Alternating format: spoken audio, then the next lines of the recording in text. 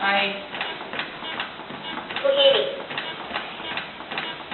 Fica mais retinho. Isso. Tá vendo, ó? É o posicionamento, ó. Quando faz massagem, Mexe o bumbum, mexe o bumbum. Bola aí, bola. 2 minutos, hein? Ó, mas ele tá pau a pau. Isso, em 1 minuto, ó, sem efetiva. Perfeito. Tá mantendo a gente na vida. Creu.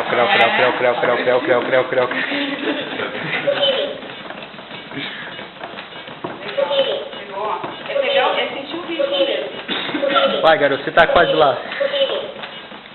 Não, juro que o cara, quando você tá fazendo na real, o cara não tem o medidor dele, né? Tá fraco. E ela tem que ter uma pessoa grande, né?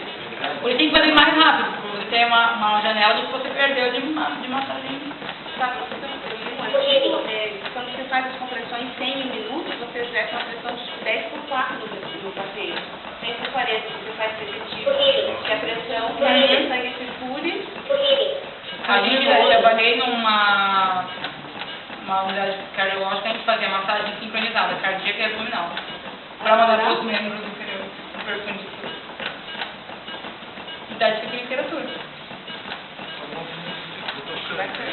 Tá ficando roxo?